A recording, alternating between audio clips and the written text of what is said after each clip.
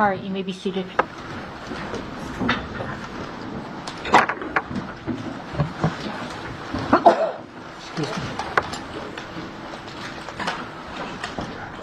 All right, Mr. Elliott, I want to just back up for a brief moment, and I want to go back to any concerns you had about the projectile not matching the gun.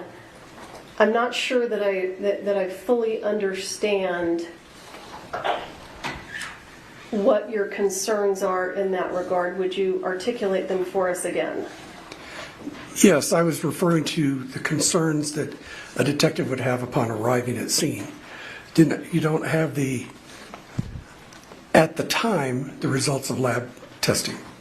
So, and you have nothing guaranteed. What do you mean, nothing guaranteed? Well, at the time, you had some people saying this is the gun, but you didn't have any evidence, scientific evidence, show that was the gun, which was later found to be true. I'm just talking about you have so many variables and so many unknowns that you can only use interviews on the scene to confirm and deny things. One person saying this is the gun, that may very well be the gun, but you have to see if someone else can verify that. Later on you're going to have lab results, not at the time.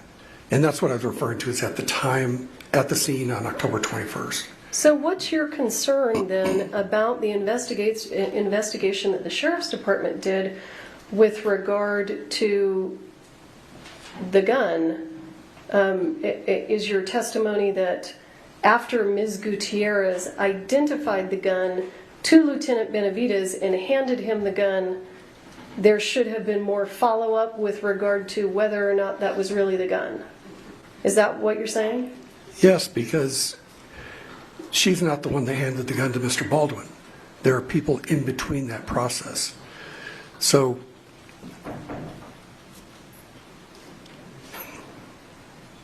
continue, sir. I apologize. All right. Again, pieces of information come out as they're going through both processing the scene and interviewing people. And now we know that there is some time delay between the firearm being loaded, the firearm being on the cart, the firearm making it to Mr. Baldwin inside the church. And that's what I meant by the investigation at the time. A lot of information is coming out over months. Some information has come much later.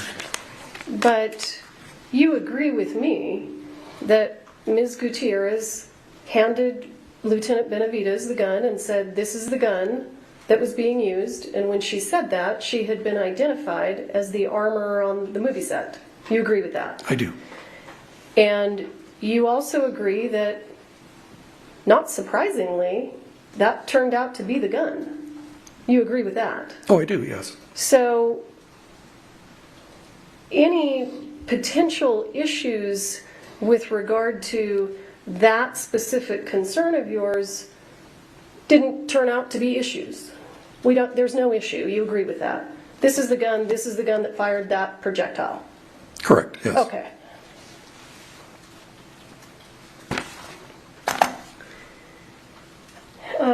When we left off, there was an objection, and I'm going to go through with you.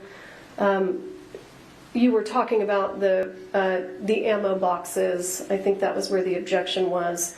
So, as the investigator in this case, have you reviewed all of the body-worn camera footage?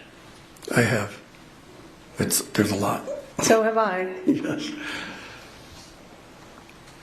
I'm sympathetic to the exhausted look on your face. I'm going to show you what has been marked as what is already in evidence as State's Exhibit 192. Sir, have you seen this exhibit? I have. And you agree with me that this is Lieutenant Benavidez is pointing to the box that Ms. Gutierrez identified as the box that she was pulling ammunition from. Do you agree with that? He is pointing to a box of ammunition, yes. Are you indicating that you believe that the box here in this picture was not the box that she was pulling ammunition from? No, I'm not. There were two boxes, and I don't know if it was clearly delineated to him which of the two boxes was where the ammo was drawn from. Well, you understood that the gun was loaded with dummies, or was supposed to be loaded with dummies at the time of the incident, right? Right.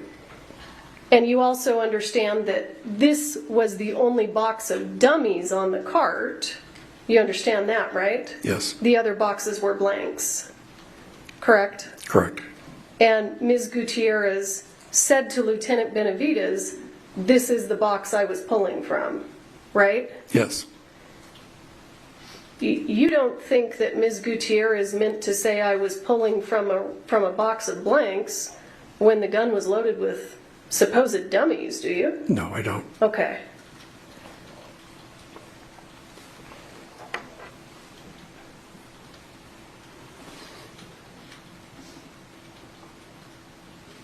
State's Exhibit 62.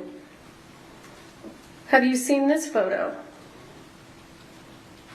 I probably have hundreds of photos of white boxes, but I can't That specifically say this photo. does the box on the left, does that label look familiar to you in your investigation in this case? It does. So, based on your investigation, do you have any reason to believe that the box that Ms. Gutierrez pointed out to Lieutenant Benavides is not this box that he took and placed in his unit? I do not. And I believe that photo is taken in the unit, isn't it? Yes, it is. Yeah, I can see the seat. State's Exhibit 63. You understand that this is a photo of that exact same box when it was taken into evidence at the Sheriff's Department, right? Yes, that's how it's labeled, yes. I'm not asking how it's labeled. You've reviewed the evidence at the evidence room, right? Yes, And you've reviewed all the photographs that were taken on scene. yes. Let me ask you, isn't it true that there was only one box found with this label? Isn't that correct? That I don't know. You're the defense investigator on this case, right? Yes. Have you seen photographs of a box that looks like this, but is loaded with something other than what this box was loaded with?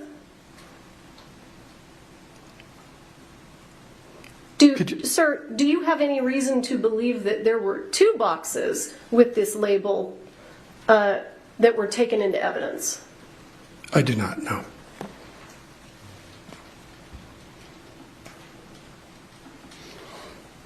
State's Exhibit 69. Have you seen this photo? Again, I've seen dozens of photos. So.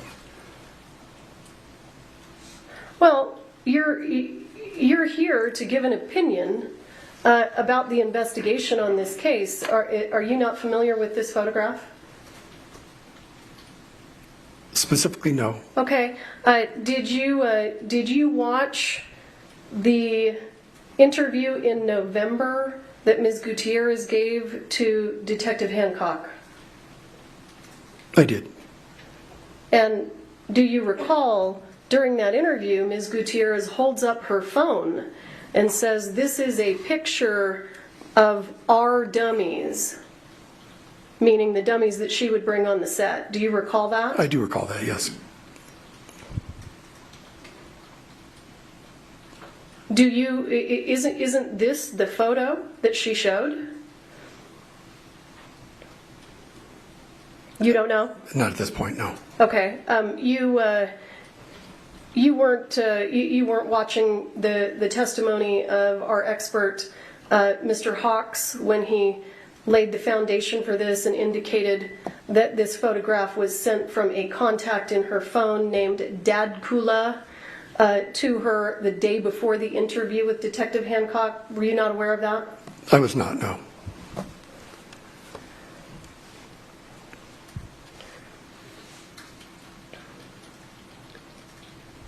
So Sir, based on Ms. Gutierrez's statements, would it be her own statements to law enforcement, would it be reasonable for law enforcement to believe that State's Exhibit 62, this box here in the foreground, is indeed the box she was pulling from because she said that? Wouldn't that be reasonable for law enforcement to believe that? Yes, it would. And you understand that that box was determined to have a live round? Yes. And you agree with me that that box that had the live round matches this photo that was shown to Detective Hancock during the November 9th interview? You understand that? Yes, I do. Sir, do you still have questions and concerns about how the live rounds got on set? I do. You don't think that law enforcement can simply take Ms. Gutierrez's word for it, that this is her box and this is the one she was pulling from and this is the one where live rounds were found? Yes, but what we don't know is how many times those boxes were unloaded and reloaded. Every time that one of the firearms were loaded with dummy rounds, they came out of a box. They didn't necessarily go back into the same box.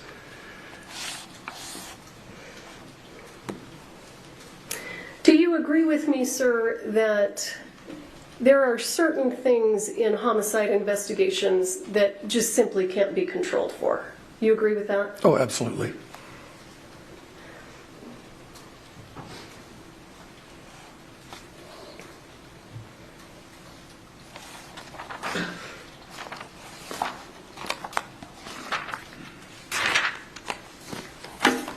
Sir, what's the smallest police department you've ever worked for? Albuquerque PD. You agree with me that the Albuquerque Police Department is approximately 10 times the size of the Santa Fe County Sheriff's Department with regard to the number of commissioned officers? I am. I think Albuquerque is around 850, and I think Santa Fe's 120, 130, something like that. Okay. More than 8 times. Right. You agree with that math? I do. Have you ever worked on a homicide investigation on a movie set? I have not.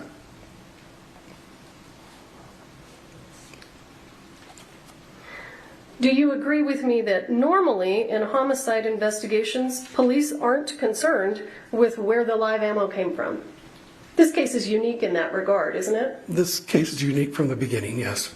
Okay, it is, Yes. right? It's unique from the beginning. So police officers, you would agree, are not trained in how to investigate homicides on movie sets where they're not supposed to have live rounds, they're supposed to have fake rounds. Cops aren't trained in that, right? Specifically, no. Okay.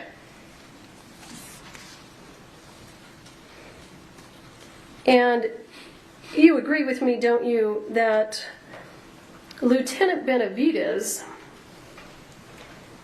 can't just let Ms. Gutierrez walk around the movie set with a firearm that appears to have just shot 2 people. You agree with that? Oh, I do agree with that with reference to firearm, yes. Yeah. It was incumbent on Lieutenant Benavidez to remove that firearm from her possession, correct? From anyone's possession, yes. And you just take issue with the fact that he didn't put a glove on before he did it. Basically, yes. But you agree that the fact that he didn't put a glove on didn't turn out to create any significant evidentiary issues in this case because everybody knew who was holding the gun and everybody knew who shot the gun. You agree with that? I do.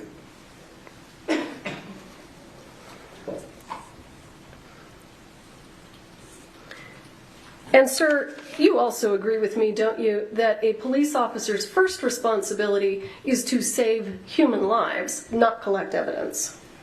Correct, as I stated, yes. And do you recall that Ms. Gutierrez was actually checked by EMTs when she was sitting in the back of Lieutenant Benavidez's patrol unit? Yes, I did see that. And you agree that she was allowed to make phone calls? Yes, she was. I think you indicated that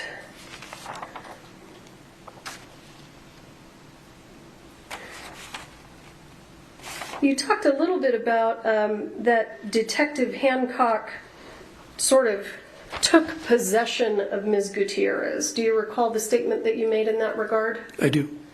So I want to ask you, and one of the examples you gave was that Detective Hancock even accompanied Ms. Gutierrez to the restroom, right? Yes, she did. But in watching the body-worn camera footage, isn't it true that Sergeant Christopher Zook tells Detective Hancock, she doesn't want to go to the bathroom alone, will you take her to the bathroom? Ms. Gutierrez actually asks to be accompanied to the bathroom. Do you recall that? I do.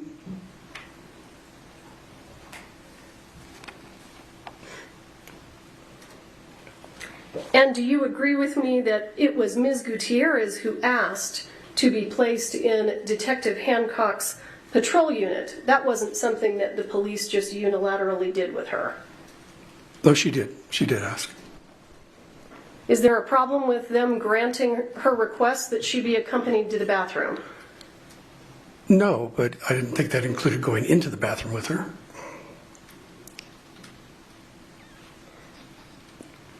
Can I elaborate? Sure.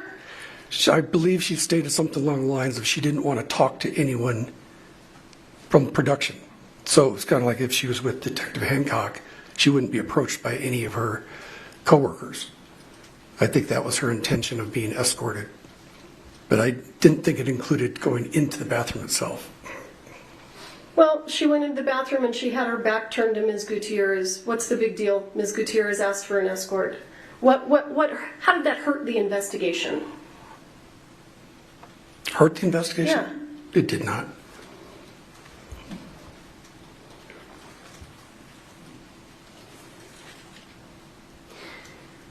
Now, Ms. Gutierrez stayed on set and she was sitting in a police car with the door open, and there was a coworker of hers sitting in there visiting with her. You agree with that? Yes, I do.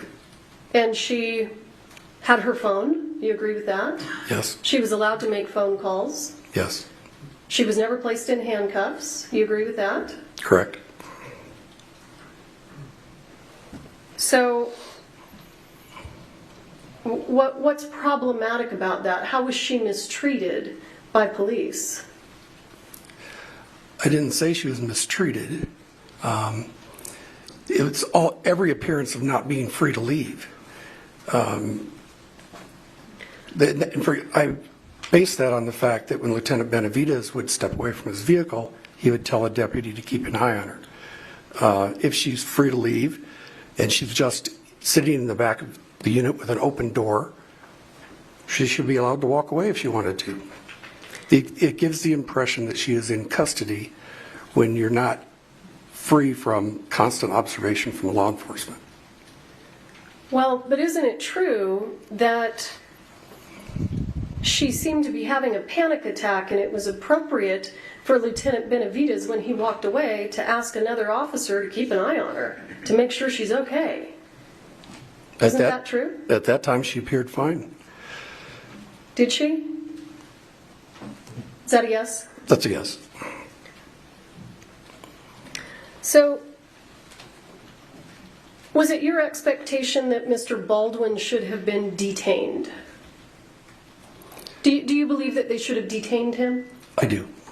And do you believe that they should have put him in a police car and taken his phone away? Not necessarily placed in a police car, but he should have been segregated from the other witnesses, and his phone should have been taken to preserve evidence. Don't you agree with me that there has to be probable cause that there may be evidence on the phone before the phone can be taken? But they wouldn't know if there was going to be evidence on the phone without interviewing him. There was no other way to know whether there was evidence on that phone or not. But he was on the phone when law enforcement arrived. So who was he talking to? Well, Did you look at his call logs? That's after the fact. I'm talking about when deputies arrived at the scene. Okay, I appreciate that, but what I'm trying to figure out is what about your concerns actually turned out to be real issues with the investigation?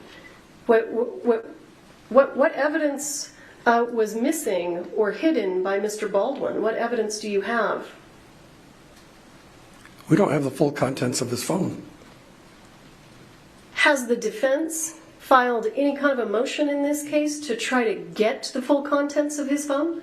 That I don't know. And you understand, though, that a full extraction of Mr. Baldwin's phone was done in New York, but we were given a limited report. You understand that? Yes, I do.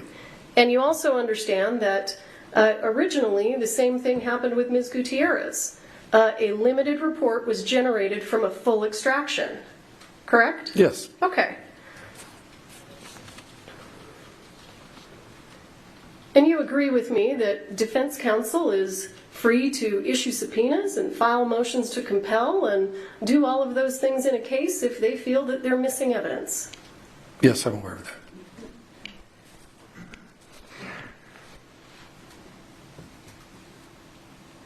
So do you think that it would have been appropriate then for law enforcement to take Ms. Gutierrez's phone away from her and not let her make a phone call to her mother?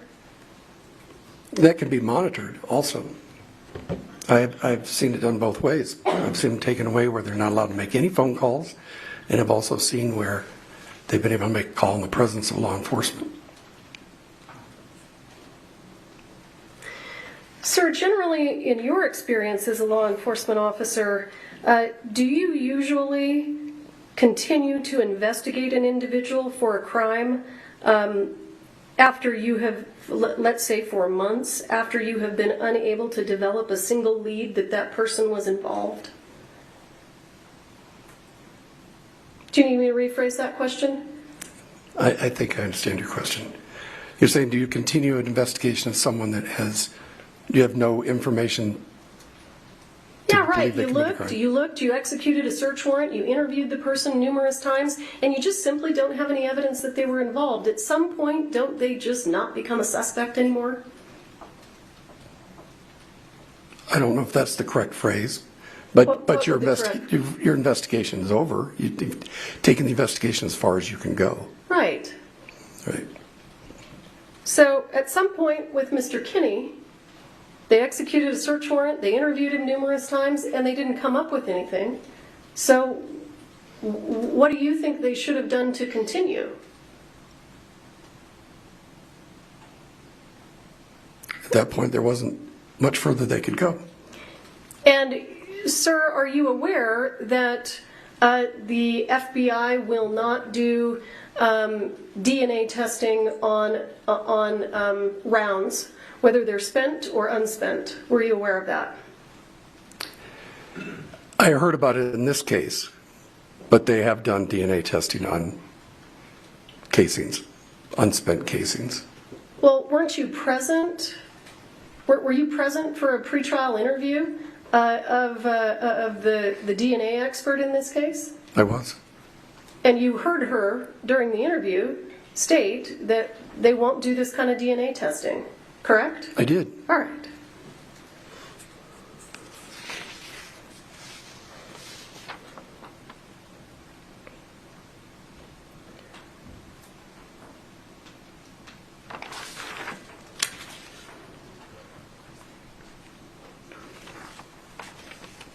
And you agree with me, sir, that police officers, when they arrived on scene, they knew immediately who the shooter was? I think that information arrived shortly after the first deputies arrived, but it was before the lieutenant arrived. There's a little lag there, but not much time at all. Okay, and Mr. Baldwin didn't leave the scene, did he? He did not.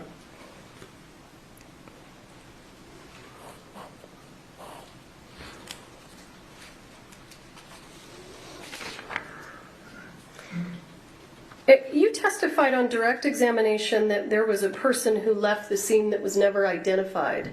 Do you recall making that statement? I did, and that was based on what came out of some of the interviews. I don't quite recall. I think the lieutenant asked if we had everybody. And What lieutenant are you talking Lieutenant about? Benavides. Okay. And one of the deputies responded with one left. And I think he asked who that was, and the deputy didn't know.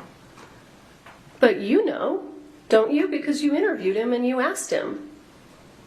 Didn't you interview Reed Russell? And when you interviewed Reed Russell, he told you that he left so that he could go to the hospital to be with his close friends. And before he left, he gave all of his contact information to the police. You interviewed him. Do you recall that? I did. Do you need to see a copy of the interview? I don't. And you also understand that Mr. Russell, who left the scene to go to the hospital, was interviewed the very next day by Detective Cano. Aren't you aware of that? I am, yes. So what's the mystery? Who's the mystery man that left the set? He was identified, right? Correct?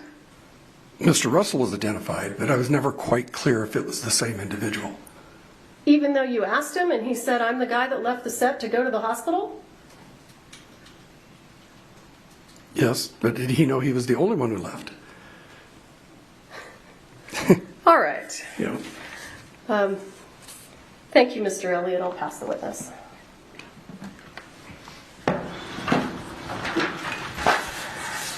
Redirect. Thank you, Your Honor.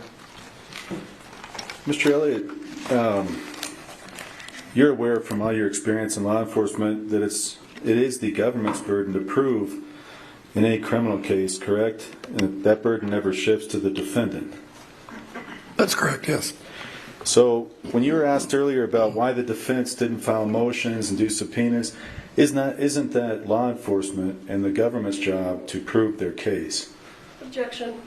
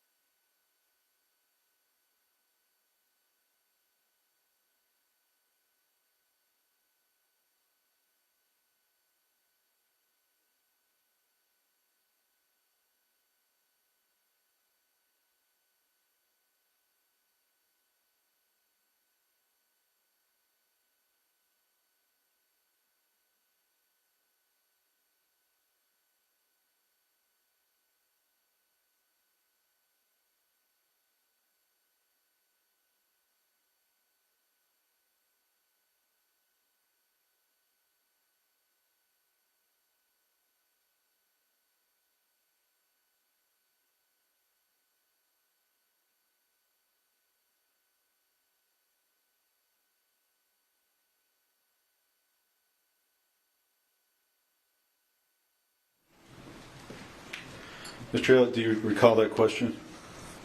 I do. Okay, and is it always the government's burden to prove their case, to prove in a criminal case? It is. Okay. Now, if law enforcement doesn't timely and appropriately obtain evidence, does that sometimes impact an entire investigation? It can. For example, in your experience as a homicide detective and working in civilian and military law enforcement, if you delay a search warrant for a month, can that materially impact a case? It can.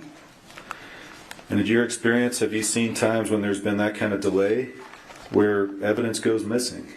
I have.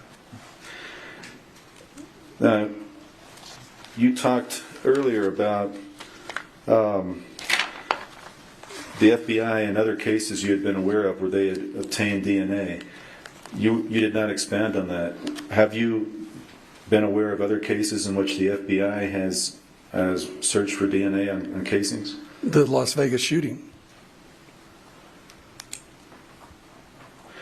So based on that answer, is it your understanding they do have the capacity, the ability to do that? They do have the ability, yes.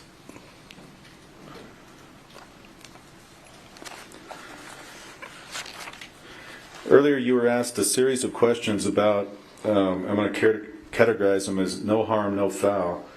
In other words, we know in hindsight now that certain things didn't happen. But in any case, homicide investigation, would you always want to start out assuming that anything can go wrong and to properly preserve that evidence? Yes, of course. For example, with regard to the firearm, when you testified about Lieutenant Benavides touching that firearm, would there be scenarios, not like it played out here, but where somebody else turned out to be the shooter, for example, and that firearm, it was important to know the fingerprints? Well, of course. This investigation started with a 911 call. They are not always accurate. And so I guess my question to you is, in your experience and your training and 13 years as homicide, were you taught and trained to preserve evidence and to take those appropriate steps in every single case? Yes. We were asked earlier a series of questions about Ms. Gutierrez Reed and whether she was there voluntarily or the appearance of being detained. Did the sheriffs drive Ms. Gutierrez Reed to the sheriff's office? Yes, they did. Did they drive Mr. Baldwin to the sheriff's office? No, he drove himself and followed a deputy. Okay. From the time that Ms. Gutierrez Reed was in the vehicle on the set to the time of the interview, did you ever notice any period of time when she was not in law enforcement presence? I did not.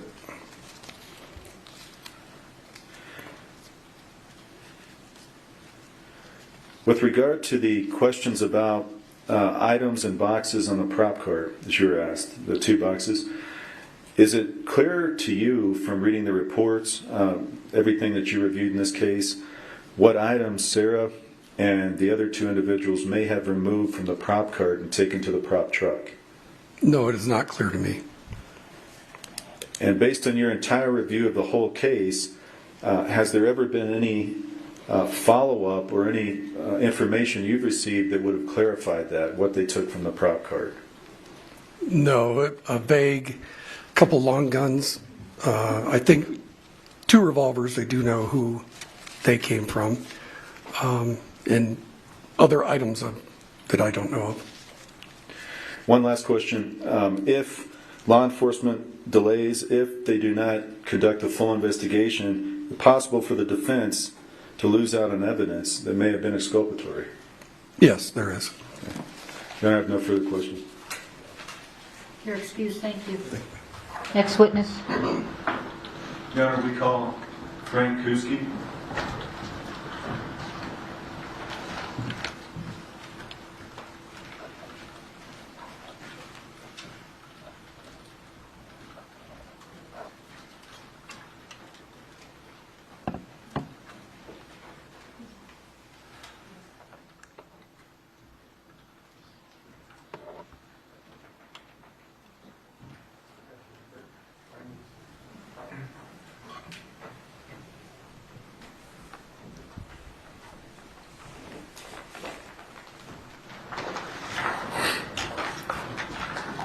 Stand before the judge, raise your right hand.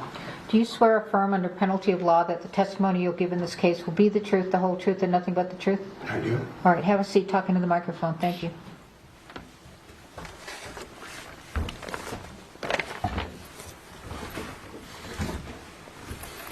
Okay, sir, good afternoon. Can you please tell the jury your name again? Frank Lewis Blair Kuski III, Where do you currently reside? Carmel Valley, California. And what do you do for a living, sir? I'm managing director of Blair Financial Group, Money Managers. I want you, outside of your management and Blair Financial, to tell the jury about your experience with period firearms. Yes, let me check a note to make sure dates are correct. I took part in my first movies in this, which were done with... And I'm not talking about the movies. I'm sorry, okay. Yeah, let me just try to center my question. I'm still objecting. Okay.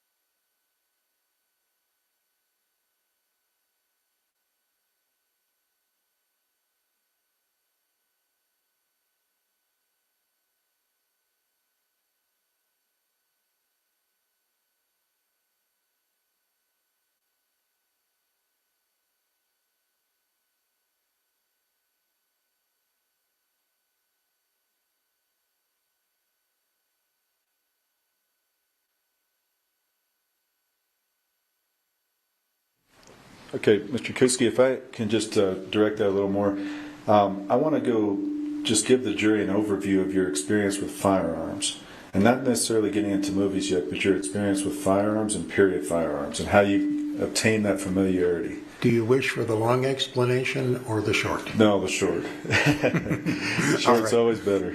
My father was a combat MP in the Second World War. I was shooting almost from birth. I was sent to rifle camp in Butte, Montana at age 6, which is hard to imagine.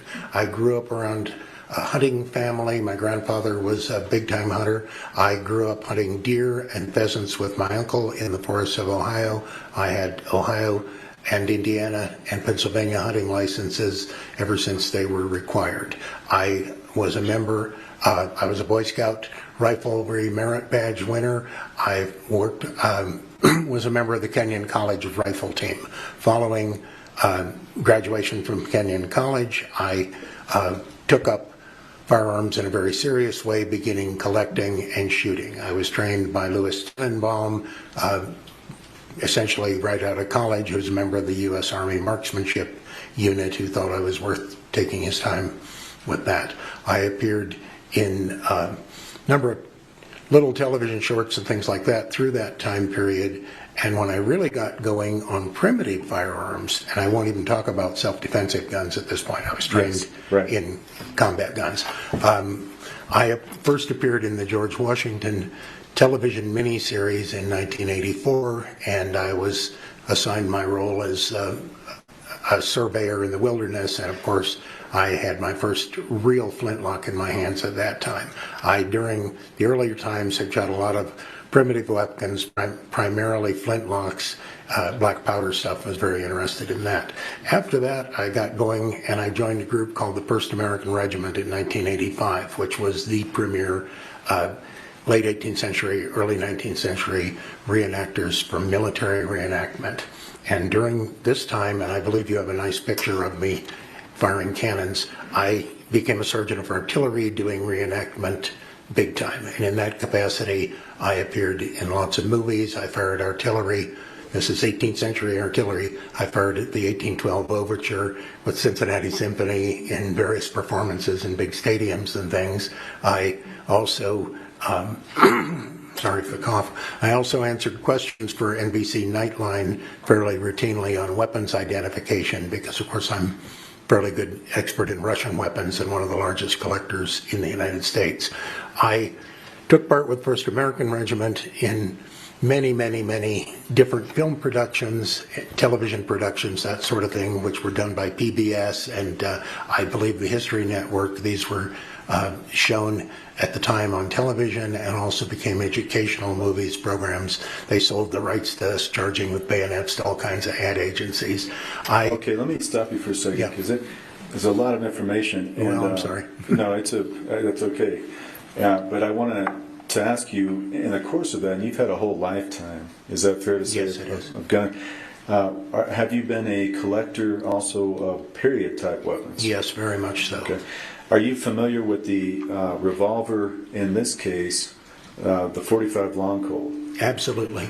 Did you bring with you today that revolver? Not that revolver, but a revolver just like that revolver? Yes, we would call it a sister. It is made by Pieta, the same exact company, with nearly sequential serial numbers. It is absolutely identical. Any part would interchange, and it will look exactly like the Baldwin gun.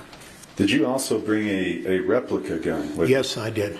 And can you tell the jury just, first of all, what that is? This is a Denex replica. Denex is a company in Spain that makes replicas of anything from shotguns to antique weapons to swords, things like that. They're used by reenactors, they're used in movies. There was a Denex revolver on the set of Rust that was used as one of the dummy guns. There were in fact 10 non-firing replica guns on the set that looked like this. So it can't shoot, but it looks like it. It functions, it cocks, the cylinder turns, and from 5 feet away you couldn't tell unless you really looked. Okay, sir. Let me, if I can, yes, I was going to ask at this time, Your Honor, if I could tender him as an expert in the categories I previously did. Well, why don't you state them on the record again? Yeah, I was making sure I had the exact wording. Is that okay if You wrote those down? Because I don't want to change it. Well, I'll just say it again. It's firearm identification, firearm functioning, reloading of ammunition, and identification of ammunition, of dummy rounds and live rounds. Any objection?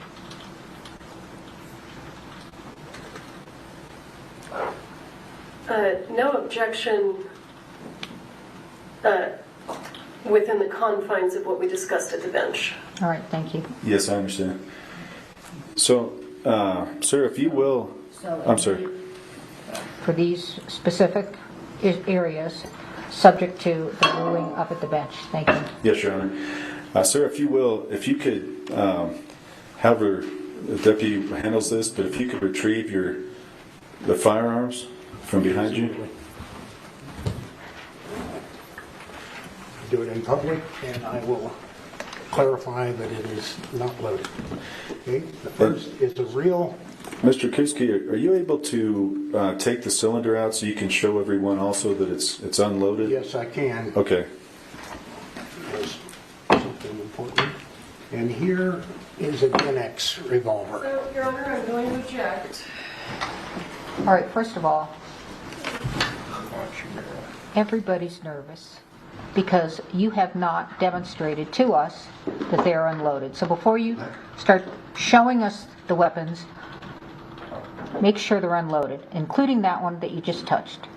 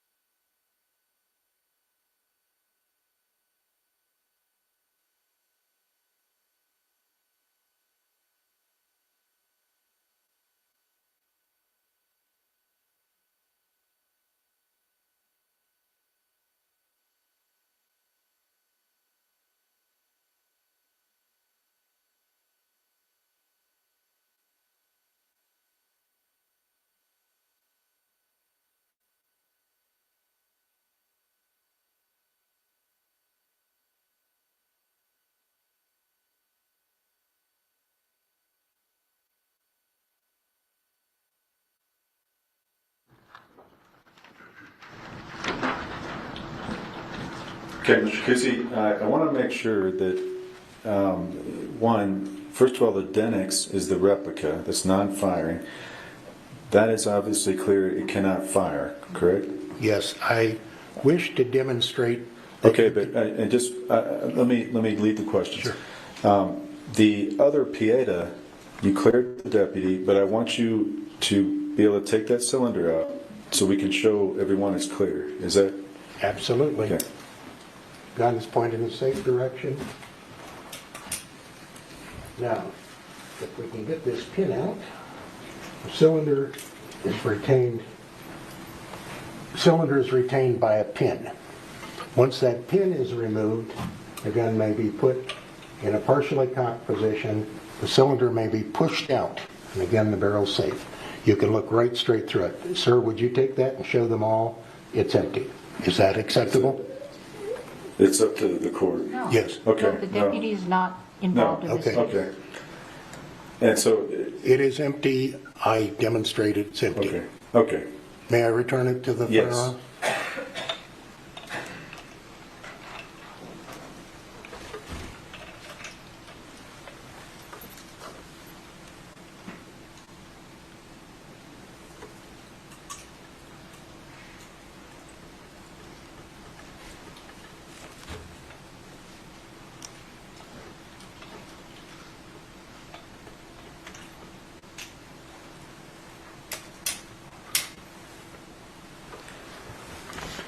Okay, sir, now the first thing I want to ask you, comparing the Denix, the replica, to the Pieta, do they share some of the same characteristics? Yes, they do. And can you tell the jury, is the Denix made to look like the Pieta? Absolutely. And side by side, if you can, and Your Honor, may he step down to show the jury? Yes? Okay.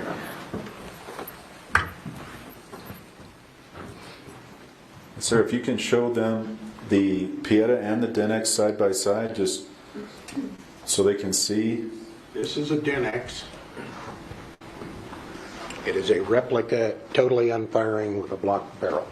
It functions completely like a regular revolver. The cylinder turns, it will cock, it will snap and fire. It's unable to fire any ammunition. It's used as a replica, it's made of metal, and it functions just like a single action Army Colt, but it can't fire. I'll bring the next one, and then we'll compare them. Next gun, in the safe position. This is a Pieta revolver. This is the sister gun to the Baldwin gun. It's a .45 caliber single action 1873 revolver, like was issued to Custer's troops. It is a true .45 long Colt. We call it just Colt. And it was designed for the U.S. Army to be able to kill a man and a horse. And it was the most popular firearm in Western movies. Thank you, Mr. Kuski. If you could. Now may I show the two together? Yes, if you will just show what, but not with testimony, but just showing them.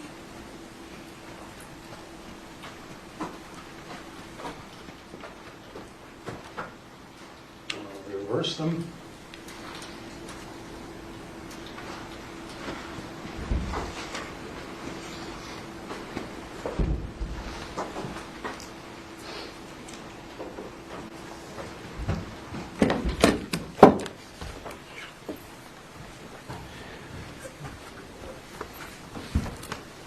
Mr. Kuski, in your review as an expert in this case, are you aware whether there was a Denix revolver like that on set on Rust? Yes, there is. It was covered in the invoices as rented by Rust Management.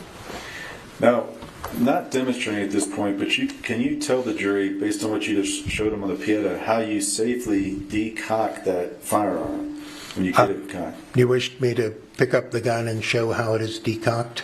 I would prefer first showing on a Denix to them Yes. and then on a live Just one. show. Your Don't, Honor, object, can I approach?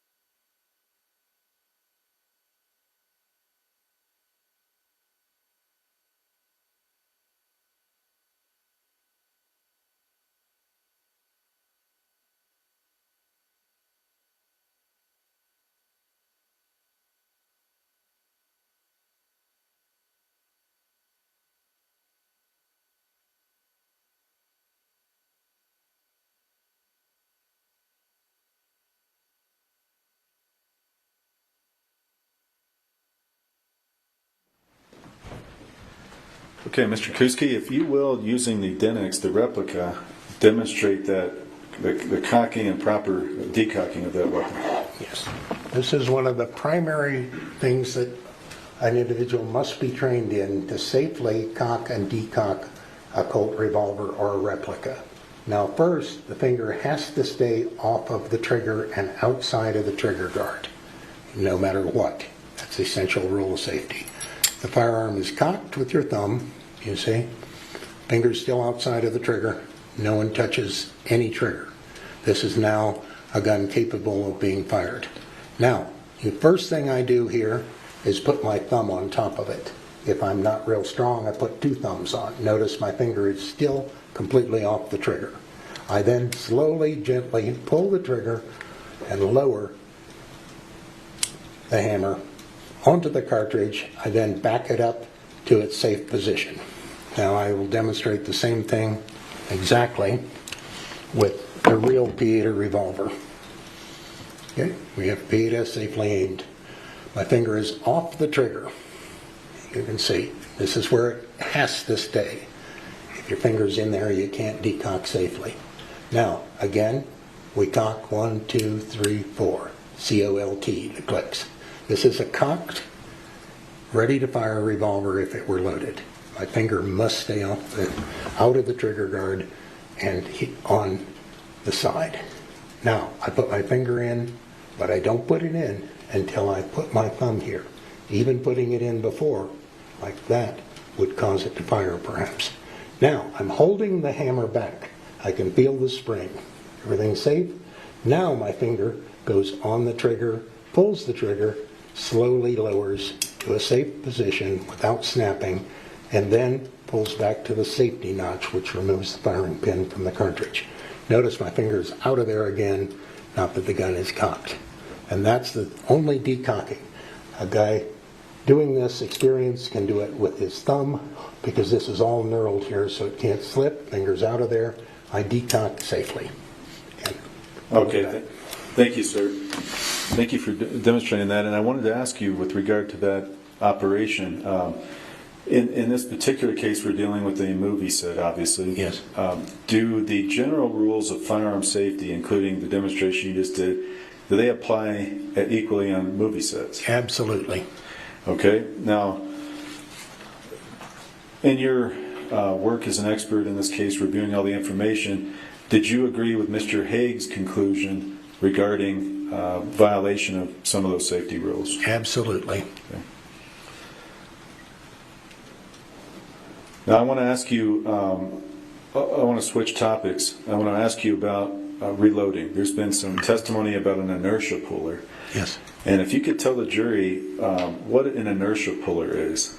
An inertia puller is basically a type of hammer that pulls bullets out of loaded cartridges when you have a misfire or you wish to disassemble old ammo. Basically, it has a plastic head about this big. It has a handle on it like a hammer that costs about $12. You put the cartridge, which could be any kind of cartridge, old dead cartridges, whatever you got, and you put it in, clamp it down with a little device, close the thing up.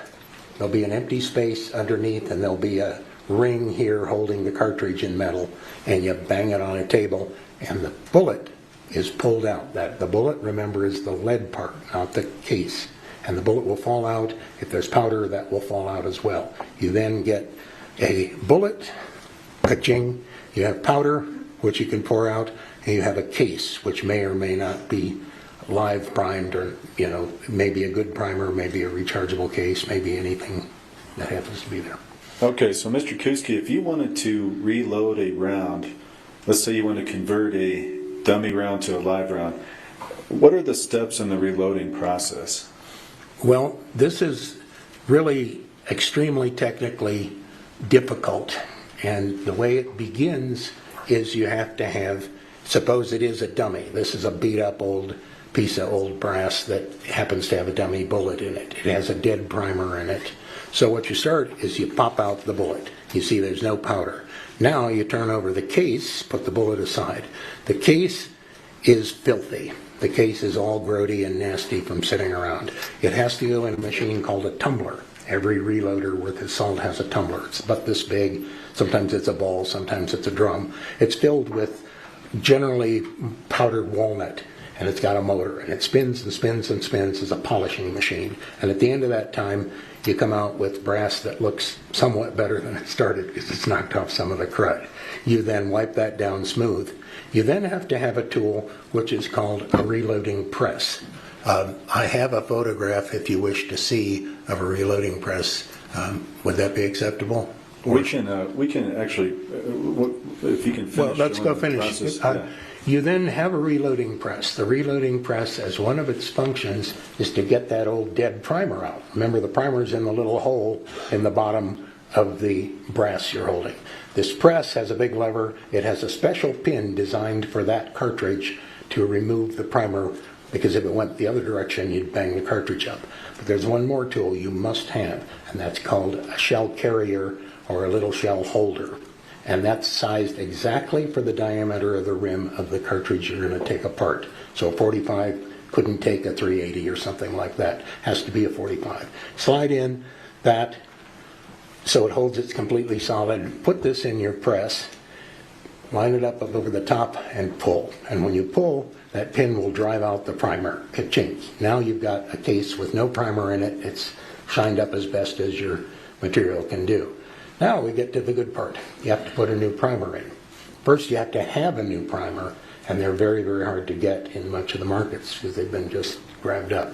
So you take this tiny little primer, you put it in a tool called a priming tool. This may be part of your press, or it may be an independent machine. And this will hold the primer safely. Again, it has to be for your cartridge. You have to put that little shell holder in. You put the shell, which is empty, the empty case, slide it into the holder, pull the lever, and the primer, which is quite explosive, is pressed carefully flat up into the exact right position. And if you didn't have the shell holder in all the right gear, you couldn't do it. The primer would blow up the minute it was hit, but it's safe this way. Now you've got a case, and that case is starting to get to be a live case. It would be called a live case. It has a live primer, nice shiny case. You then put that in your press and go to the next stage. I have the press. You stick it in that ever-present shell holder again. It holds it perfectly, immaculately straight. You then have on your press something called a sizing die. And a sizing die costs about $55, fits in presses. You adjust that properly, which takes some skill, and you pull. The sizing die goes right over the top of the case and makes it the right size, because an old dummy isn't the right size. It'd jam up in your gun, wouldn't take a bullet, piece of junk.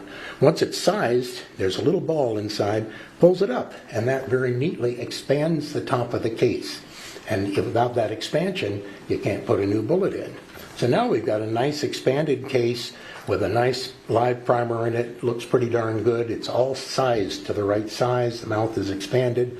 Now you got to have a powder measure, and you have to have the right powder. You can't just use any old gunpowder. There are literally dozens and dozens. It has to be the acceptable powder for a 45 load and measured. You get too much, you blow up. Literally blow up the gun, blow up in your face, and everybody knows about that. Put too little in, you get something called a squib, where it pushes the bullet into the barrel where it sticks. That's what killed Brandon Lee, was a stuck bullet. And now you've got the right amount of powder. Now to measure that powder, you need either a powder scoop of the right size, and they make dozens, so you'd say, okay, I want one for that powder, for that round, and you scoop it out. That's pretty fast. That's the old way. The new way is something like what I have, and these are computer-driven, perfect measures that will get within 1 grain of powder. And they're computer-driven trickle chargers. They cost about $300. They're real fancy. Put in the powder, put in the exact grains of weight that you want that powder to be, press a button, and a little tiny tray fills up, and you dump it into the cartridge through a little funnel. Now you've got powder, you got primer, you got a good case. You take your bullet and you put it on the top. But you need one more tool for your press, and that is a die that fits that bullet. And so you put in the die, everything's sitting there. You pull the big lever and puts pressure straight exactly down to push the bullet in exactly as deep as you want it to go. And after it's in there, the die that you've purchased which is another expensive toy, presses on the outside of the case and puts what's called a crimp on it. And that case now has the bullet seated on top of the powder, the exact correct depth, which you know through measurements and books, and it squeezed real tight. Otherwise, the bullet would just fall out. Or the first time you fired the gun, the bullet would just flop out on the other cartridges. It must be crimped tight. So, Mr. Kuski, that is an enormous amount of steps, correct? Yes. And I appreciate the complete explanation, because would you agree that it's not sufficient to just have an inertia puller No. to accomplish all those steps? Okay. It's useless. Okay. And with all of that required for reloading, you've described the components of a live bullet. Are you also in agreement with the FBI that you cannot tell a live round from a dummy? Yes. With a picture? In a picture, absolutely not. Did you, I know in the course of your expert work, you were able to watch portions of the trial and pay Yes. attention.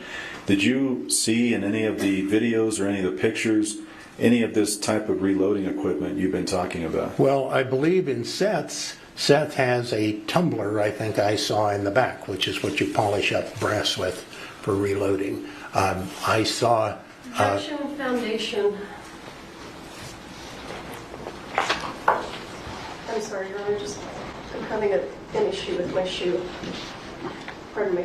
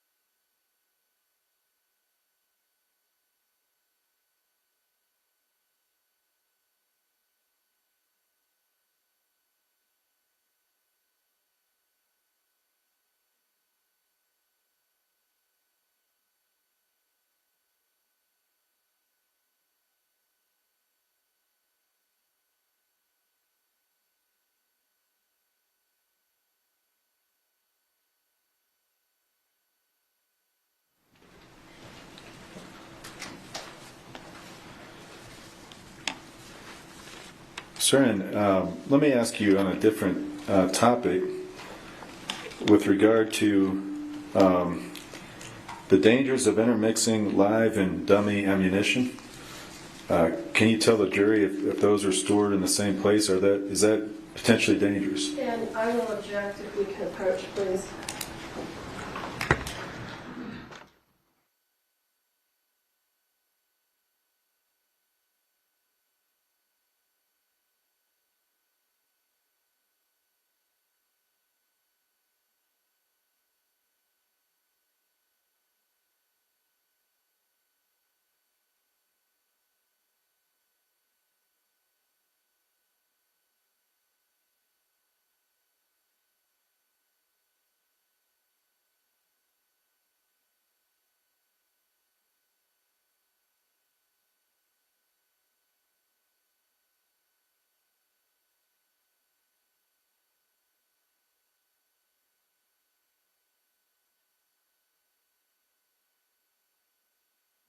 Mr. Kuski,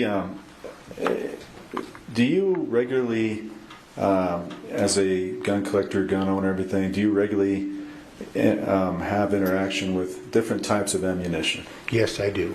And does that include live ammunition and dummy ammunition? Yes, it does. And do you, with regard to the dummy ammunition, do you teach individuals proper gun safety? Absolutely. I'm an NRA certified pistol instructor. And as part of that, do you sometimes use dummy rounds in your teaching with them? Yes, I do. In that capacity, have you become familiar with various types of dummy ammunition? Yes, I do. And are you familiar with various types of live ammunition? Yes, I am. Do you store live ammunition, or do you have a place to store live ammunition yourself? Yes, I do. And do you have a place to store dummy ammunition yourself? Yes, I do. Are you familiar with whether there are any dangers of storing those together? Absolutely. And why would that be? There are two sides of the danger. One easy to see, and that is if a live round somehow found its way in with look-alike dummy ammunition, you would have a very severe chance of having somebody getting killed. Now, the flip side is perhaps equally dangerous, though less visible. If I'm hunting Russian wild boar, which I hunt with a handgun in California, and I go to shoot at a Russian wild boar that weighs 325 pounds and it's coming right at me, and the gun goes click because I substituted a dummy, I will be the dead one. So yes, both sides are bad. Absolutely. And with regard to your storage of ammunition, is it important to have an inventory system?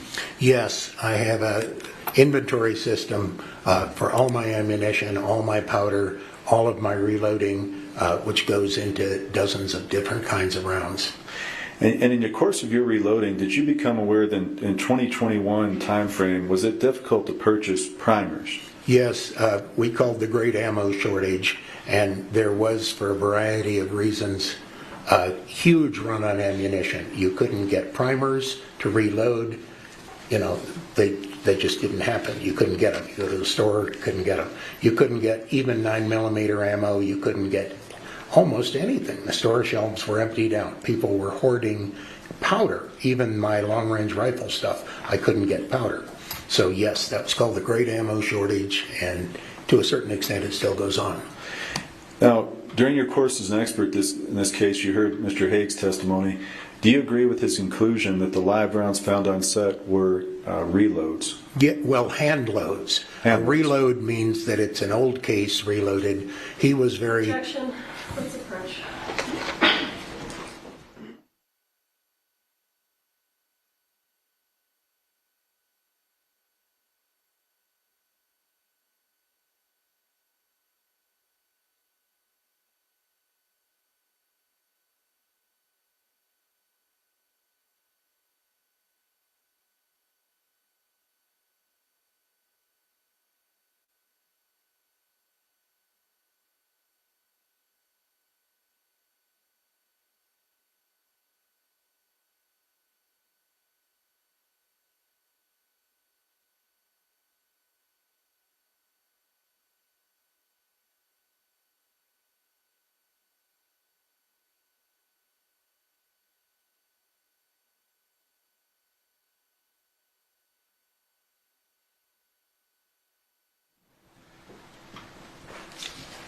Mr. Kuski, is it your opinion that from your viewing them, that the live rounds on set were reloads or hand loads?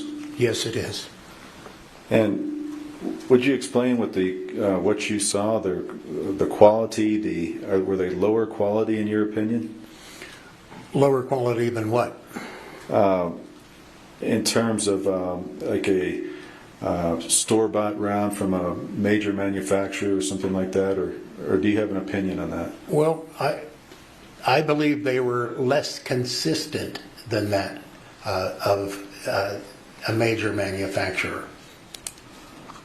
Meaning, and I can expound on that if you wish. Yes. Okay. When you get... I'm going to object again. Let's approach.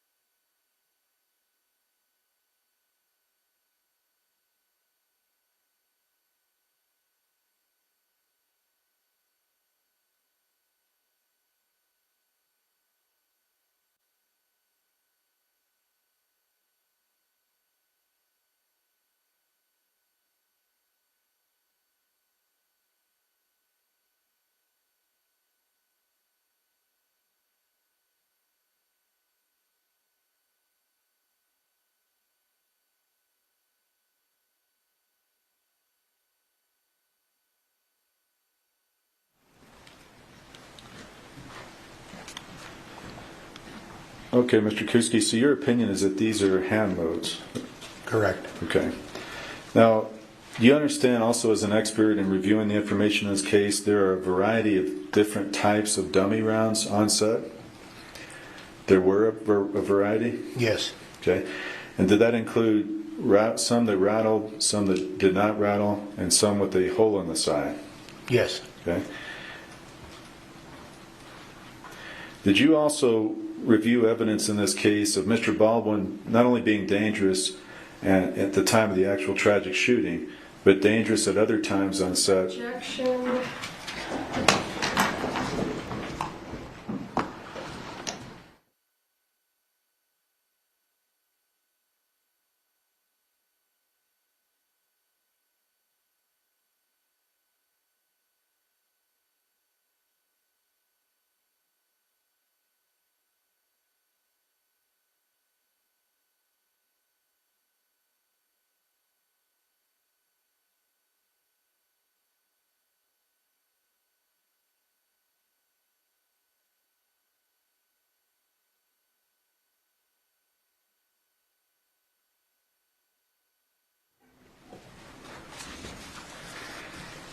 Okay, sir, my full question was going to be, did you see evidence that Mr. Baldwin was not safe with firearms after there was a yell of cut in a particular scene and he shot a blank after that scene? Yes, I feel that's unsafe.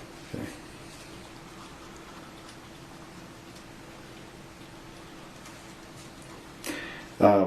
One further question. Are you familiar with the period weapon called a Henry rifle? Yes, I am.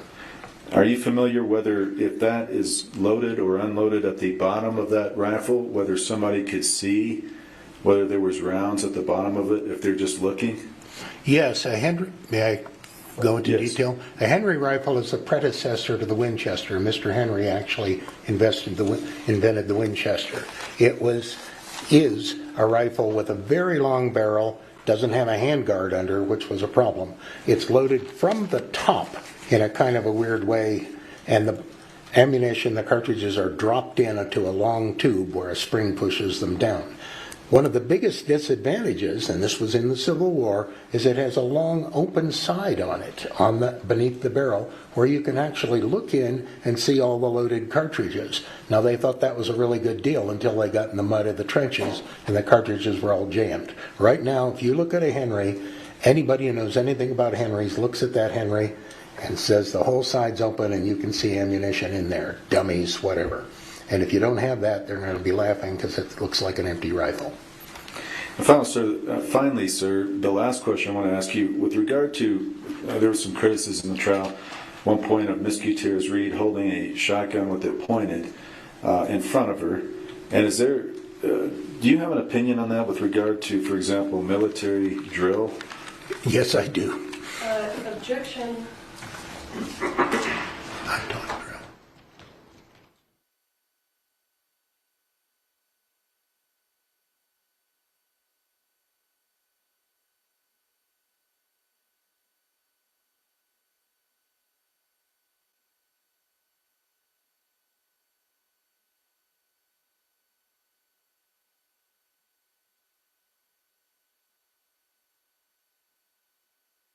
Sir, I'm going to yet another objection, withdraw that question.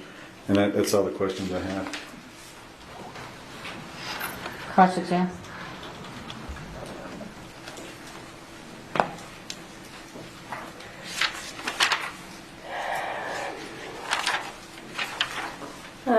Mr. Kuski,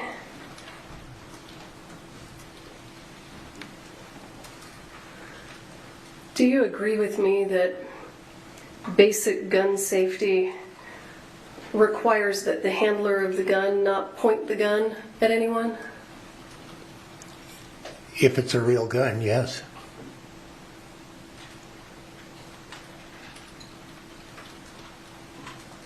Do you agree with me that while you were sitting here in the courtroom, you pulled out a gun and you pointed it at the judge? I do not. You disagree? I pointed the gun into this space up here, never directly at the judge. Do you agree that basic gun safety requires that you keep the muzzle of the gun pointed down for safety? Not at all. A gun may be pointed, as any hunter education class like I taught, may be pointed up, may be pointed back, may be pointed cross arms, as in the military, may be pointed at the ground, may be put in something like a military stance, such as order arms with the butt on the ground and the piece right under your arm. So, no. And to further, in a cross draw or any of the... No, I'm not talking about a cross draw, thank you. Do you agree that when you pulled that firearm out and pointed it in the direction of the judge, the deputy standing next to you had to intervene and grab the gun and point it down? I'm going to object.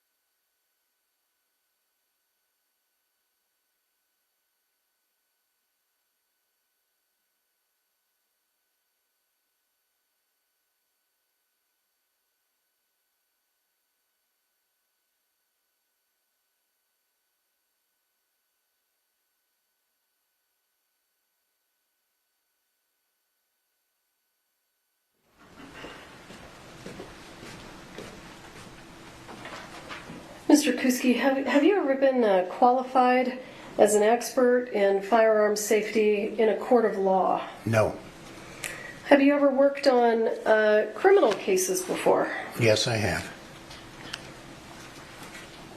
Have all of the cases that the criminal cases that you've worked on, has Mr. Bowles been the attorney in all of them? Not at all. Not at all? No.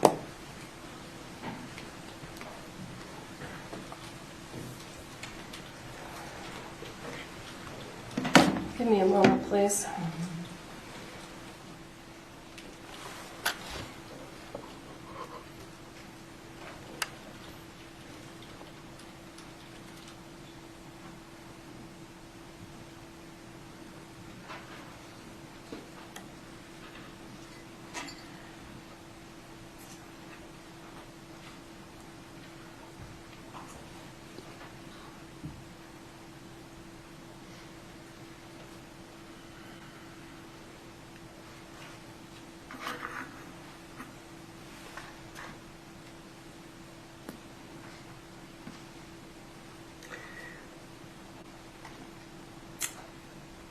Let me clarify my question. Have you worked on criminal cases related to the securities industry? Yes, I have. Okay. Other than, and you're an investment banker, correct? Not exactly, but sufficient name for it. Okay. And other than working on criminal cases having to do with securities, do you agree with me that the only other types of criminal cases you've worked on have all involved Mr. Bowles? I do not. Isn't it true, sir, that you provided a pretrial interview in this case on November 29th, 2023? Yes. And isn't it true that during that interview, my investigator, Mr. Rice, asked you, is Mr. Bowles the only attorney that you've worked with? And your response was, outside of the securities industry in the past, yes. Yes, and I have worked since then, and I have worked prior to that confidentially with cases before the United States Navy and other cases which were criminal, and I believed you were speaking only of what's going on here. If you'd like to hear the other ones, I'm very happy to tell you. I worked, for example, with the Monterey Sheriffs. Is there a question? No, there isn't. There is not a question on the table right now.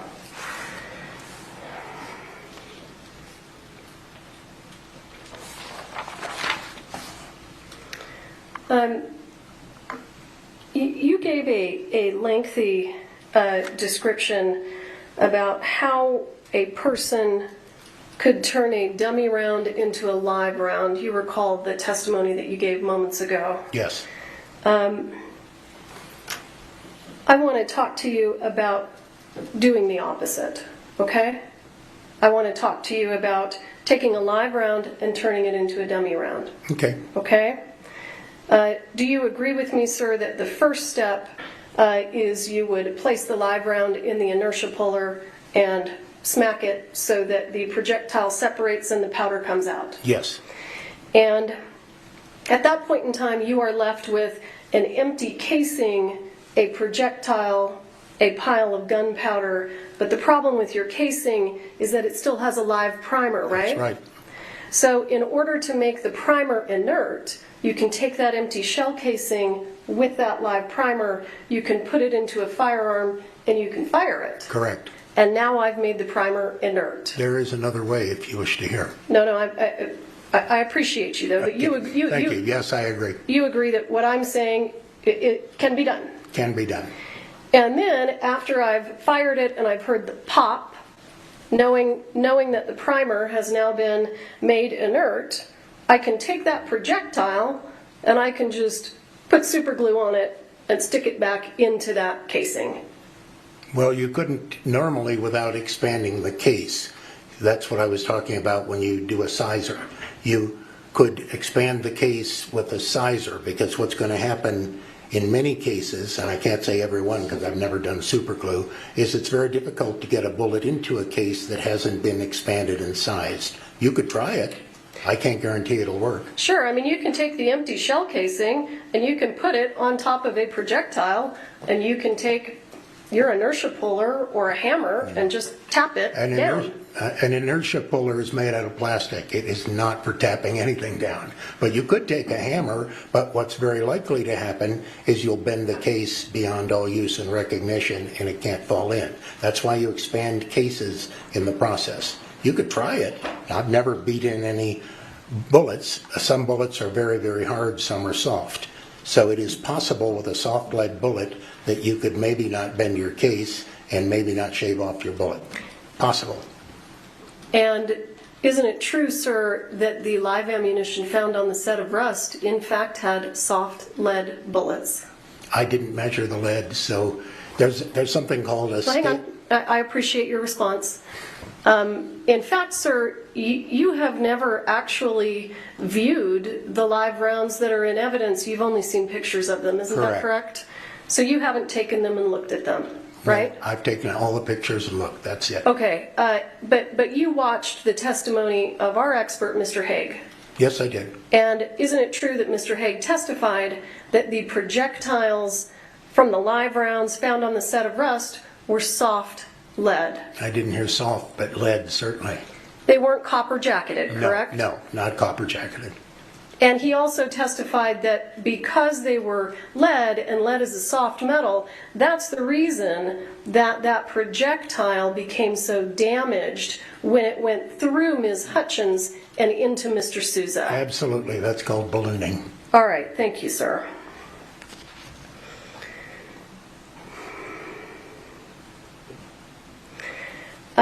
You testified on direct examination that you can't tell a live round from a dummy round in a photograph. Simply in a photograph. I agree with Mr. Haig, who said the same thing. Well, do you agree with me that you can tell a live round from a dummy round in a photograph if that dummy round has a hole drilled into the casing so it can't have any gunpowder? Absolutely. All right, thank you, sir.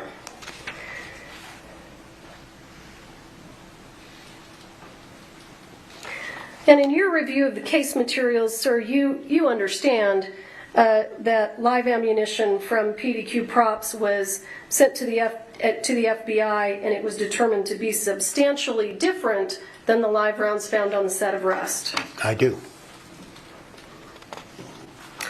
You gave an opinion earlier that you believe that the live rounds were hand loads. Yes, you recall I do. that? Yes. And I just want to be clear, You're giving that opinion just from looking at photographs, not from going to the evidence room, taking the evidence, handling it in the way that Mr. Haig did. Yes, All and, right. and from Mr. Haig's testimony as well. Okay.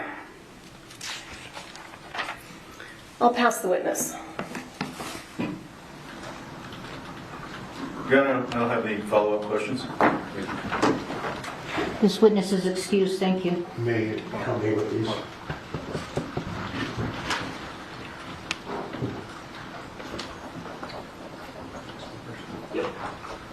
Into the case.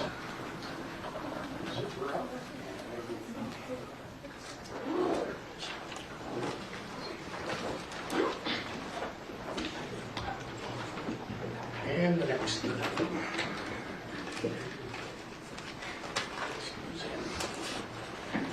on the side. And my hammer. And my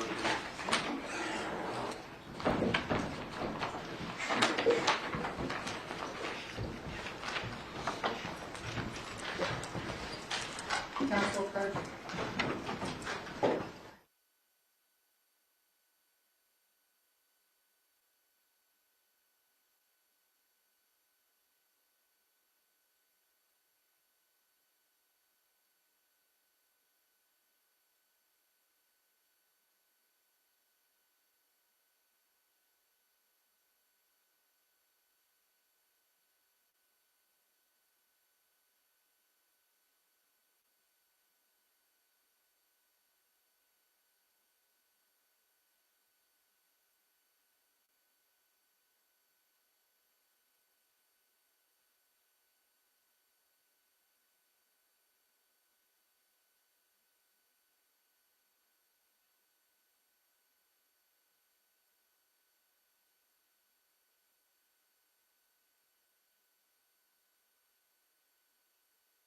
All right, jury, we're going to finish for the day.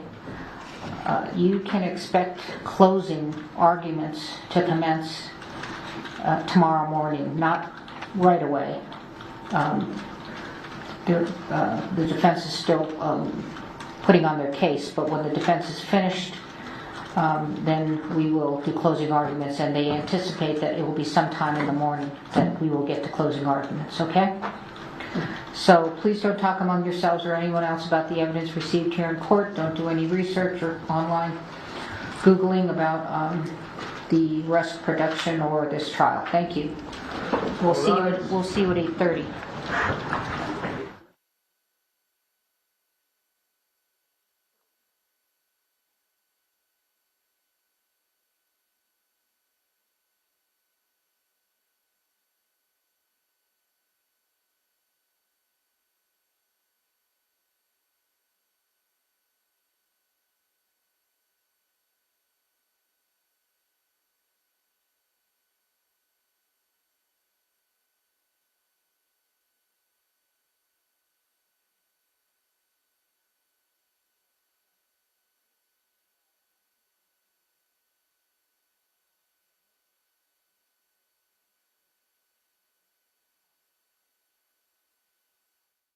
Hey everybody, Law and Crime's Jesse Weber here. Thank you so much for watching our coverage of the Rust trial of Hannah Gutierrez Reed.